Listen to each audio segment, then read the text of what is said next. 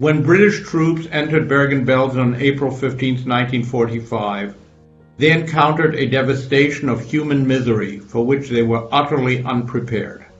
More than 10,000 bodies lay scattered about the camp, and the 58,000 surviving inmates, the overwhelming majority of them Jews, were suffering from a typhus epidemic, as well as a combination of tuberculosis, dysentery, extreme malnutrition, and countless other virulent diseases.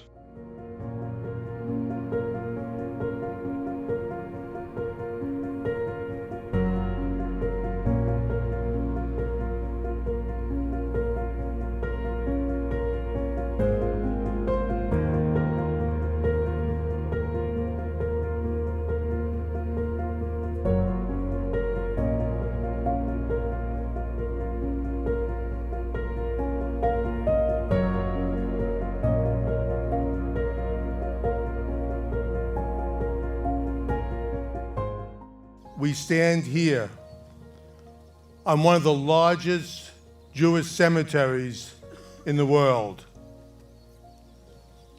There are no gravestones here. There are no markers. The victims buried here lost not just their lives. The Nazis took their identity away as well. When British troops entered the gates here at Bergen-Belsen, they took pictures, and for the first time, the world finally understood the extent of the Nazi horror. We saw the bulldozers pushing naked bodies into open pits, the walking skeletons, the unbelievable sadness and loss. But there is another story that is not told. I believe it is one of the most important lessons of the Holocaust.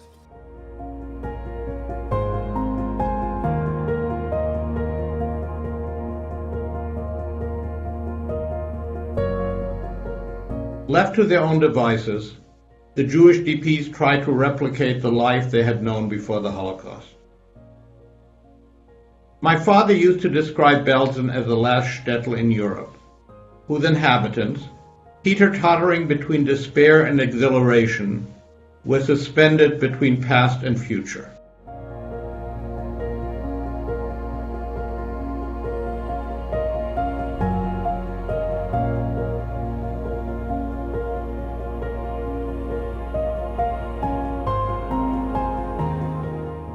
Thousands of marriages and new families emerge from these ashes.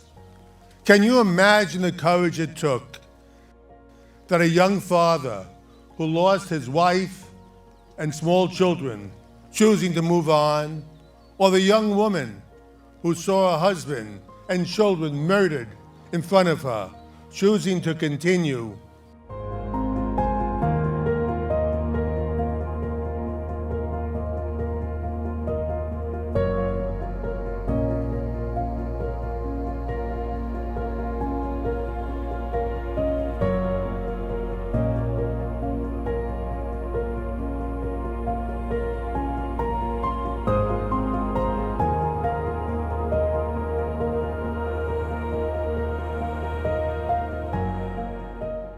After everything that happened to them, these people had the courage and the will to start new families between 1945 and 1950, when DP camp was closed. 2,000 children were born here. Those children became doctors, lawyers, professors, business leaders. Much of what's happened here was due to the tireless efforts of the Jewish leader of the DP camp, Joseph Rosensaft, who insisted on the outset that the survivors be treated with the utmost respect by their liberators.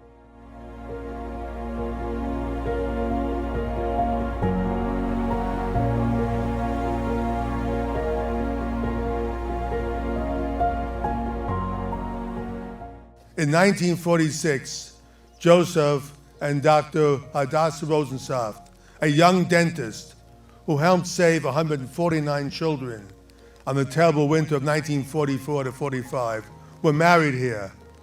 Their son, Menachem Rosenseft, lawyer, scholar, and my friend, who was born right here in 1948. My father was a force of nature, fearless, indomitable, endowed with a keen intelligence and a tremendous sense of humor. He was totally devoted to the Jewish DPs of Belsen, and they to him. Most importantly, perhaps, he nurtured within them a sense of pride, of self-worth. He was by nature a populist who taught me to respect the dignity of all who are persecuted, oppressed, or in need.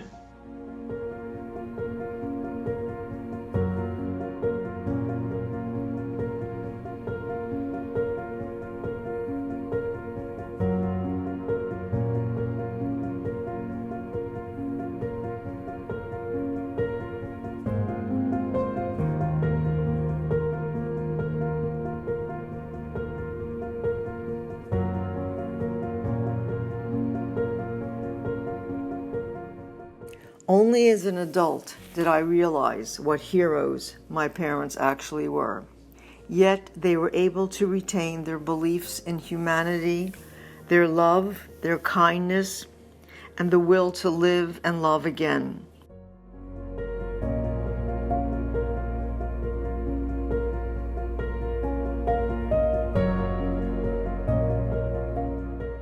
From a very young age, I sensed my parents' trauma. But they were silent in their attempts to protect me. But this could not be prevented. The Holocaust lived in our house. Once they were gone and I became a grandmother, I realized that I did not know my history. This parachuted me into a 10-year-long obsession to uncover my parents' hidden past. As our survivors lessen in numbers, we are the carriers of their testimonies.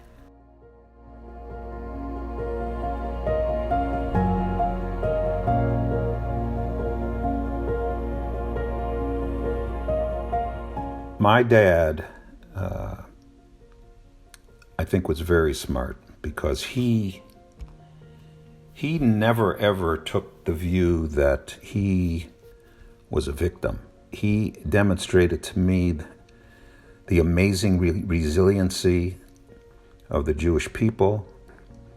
For years, I've been involved in trying to educate people about the Holocaust and conveying a message to people who are not Jewish, mostly, that about tolerance and resiliency, and the fact that as human beings we are pretty much capable of doing almost anything.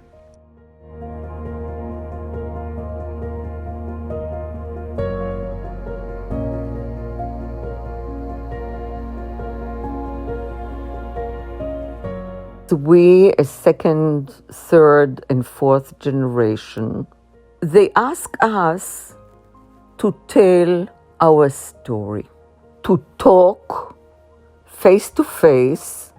There is a lot to do, and many, many more people to reach. There is an instinctive bond between those of us who were born in Belsen, sometimes referred to as the Belsen babies. It's a bond because we share a birthplace that is unique in history. No one else had that birthplace before. No one else will have it in the future. We are bound in history by having been part of the rebirth, not just of our families, but the rebirth of the Jewish people.